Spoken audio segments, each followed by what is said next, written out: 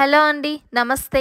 అందరూ బాగున్నారా? ఈ రోజు వీడియోలో మీతో ఏం షేర్ చేసుకోబోతున్నానో ఆల్రెడీ థంబ్నెయిల్ చూస్తే అర్థమైపోయి ఉంటది. మా బాబుకి న్యూజిలాండ్ లో శ్రీ బాలాజీ టెంపుల్ లో అక్షరాభ్యాసం చేయించాము. మా బాబుకి 2 years కంప్లీట్ అయిపోయి 3 రన్నింగ్ అనమాట. ఈ టైంలోనే కదా అక్షరాభ్యాసం చేయించుకుంటాం. ఇండియాలో ఉండుంటే కావాల్సినవన్నీ దొరుకుతాయి. మన హైదరాబాద్ కి బాసర కూడా దగ్గర. అండ్ మన వాళ్ళందరూ ఉంటారు. అక్షరాభ్యాసం పిల్లలకి చక్కగా చేయించుకోవచ్చు. కానీ మరి ఈ టైంలో నేను న్యూజిలాండ్ లో ఉన్నాను. మనకి ఇక్కడ కావాల్సినవన్నీ దొరుకుతాయా లేదా అని చాలా టెన్షన్ పడ్డాను. హామిల్టన్ లో శ్రీ బాలాజీ టెంపుల్ లో మాకు కావాల్సినవన్నీ అరేంజ్ చేసి చాలా సపోర్ట్ చేసి పంతులు గారే ఆ ఏడుకొండల వారి సన్నిధిలో అక్షరాభ్యాసం చాలా బాగా చేశారు. నేను పూజకు కావాల్సినవన్నీ రెడీ చేసుకుంటున్నాను. ఈ టైంలో మనోడు ఎక్సర్సైజులు చేస్తున్నాడు. నేను లాస్ట్ టైం ఈ టెంపుల్ కి వెళ్ళినప్పుడు వీడియో తీసాను, మీ అందరికి చూపించాను. అప్పుడే పంతులు గారితో మా బాబు అక్షరాభ్యాసం గురించి మాట్లాడాను. తప్పకుండా చేద్దామమ్మా అన్నారు. మనసులో మహాలక్ష్మిని ప్రార్థన చేసుకోండి. దీపం వెలిగించండి. ఓం లక్ష్మీం క్షీరసముద్రరాజతనయా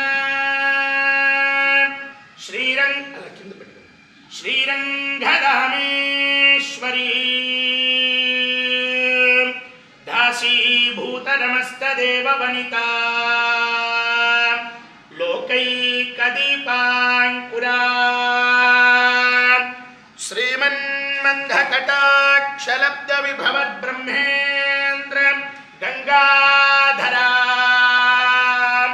త్వాం త్రైలోక్య కుటుంబినీ సరసిజా.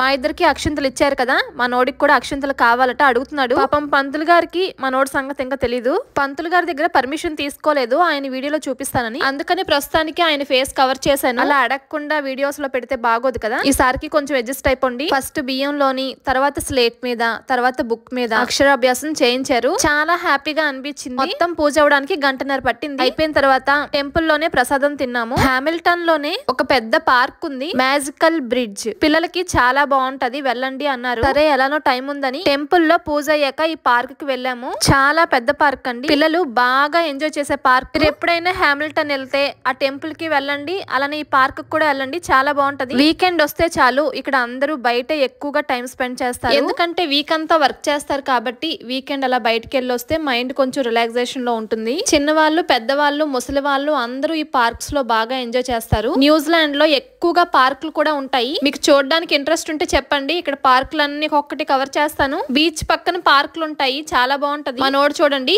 అక్షరాభ్యాసం అయిపోయిన వెంటనే చదువుకోకుండా ఆడుకుంటున్నాడు. బయటకు వస్తే చాలు ఇంక నన్ను ఎవ్వరు ఏమీ చేయలేరు అనుకుంటాడు. కానీ వాడికి తెలీదు ఇంటికి వెళ్ళిన తర్వాత ఉంటది వాడి సంగతి అని. వీళ్ళు ఆడుకుంటూ ఉంటారు. మీరు పార్క్ అంతా చూసేయండి. నేను పంతులు గారు చేసిన పూజ గురించి కొన్ని విషయాలు చెప్తాను. ఫస్ట్ పంతులు గారు మంత్రాలు చదువుతున్నారు కదా, చాలా గట్టిగా చదువుతున్నారు, చాలా ఎనర్జెటిక్ గా చదువుతున్నారు. టెంపుల్ అంతా రీసౌండ్ వస్తుంది. ఆ రీసౌండ్ కి ఒక్కొక్క మంత్రము తిరిగి మళ్ళీ మన చెవిలో పడుతుంది కదా. ఆ క్షణంలో నాకైతే బూజ్ బంప్స్ వచ్చాయి. అంత బాగా అనిపించింది. అంటే మన తెలుగు వాళ్ళు మన ఇండియా నుంచి ఎంత దూరం వచ్చినా మన సంస్కృతి, సాంప్రదాయాలు, మనం పుట్టి పెరిగిన పద్ధతులు, వీటిని ఏవి కూడా పక్కన పెట్టేయకుండా అన్ని ఫాలో అవుతున్నారండి. పూజలైనా పండగలైనా బాగా చేసుకుంటున్నారు. న్యూజిలాండ్ లో అలా నేను తెలుగు మంత్రాలు వింటూ ఉంటే ఆ ఫీలింగ్ ని నిజంగా నా మాటలతో చెప్పలేను. న్యూజిలాండ్ లో ఎక్కడైనా తెలుగు వాళ్ళు కనిపిస్తే చాలు, చాలా ఆప్యాయంగా మాట్లాడుకుంటారు. ఈ మధ్యనే మన తెలుగు వాళ్ళు బాగా పరిచయం అవుతున్నారు. నాకు ఈ ఛానల్ స్టార్ట్ చేసిన తర్వాత చాలా మంది తెలుగు వాళ్ళు పరిచయం అయ్యారు. టెంపుల్ లో పూజ కరెక్ట్ గా 1.5 hours జరిగింది. మీకు అదంతా చూపిస్తే బోర్ ఫీల్ అవుతారని చెప్పి మీకు పార్క్ చూపిస్తున్నాను. సో నేను లాస్ట్ టైం టెంపుల్ కి వెళ్ళినప్పుడు పంతులు గారితో డిస్కస్ చేశాను, ఇలా మా బాబుకి అక్షరాభ్యాసం చేయాలి అని. ఆ పూజకు కావాల్సిన లిస్ట్ ఇచ్చారు. మనకు కొన్ని దొరకలేదు, ఆయనే అన్ని సెట్ చేశారు. మెయిన్ పూజకి పలక్ కావాలి కదా. ఈ న్యూజిలాండ్ లో పలక్ ఎలా దొరుకుతుంది అబ్బా అనుకున్నాను.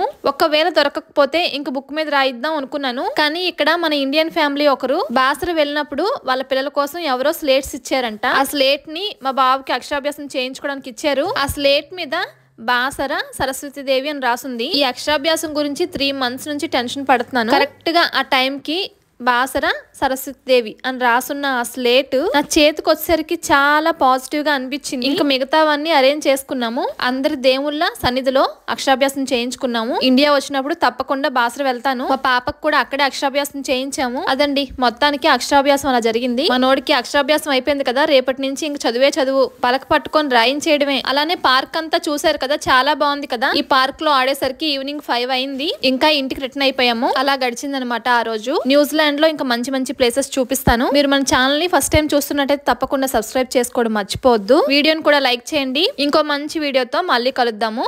ఉంటాను.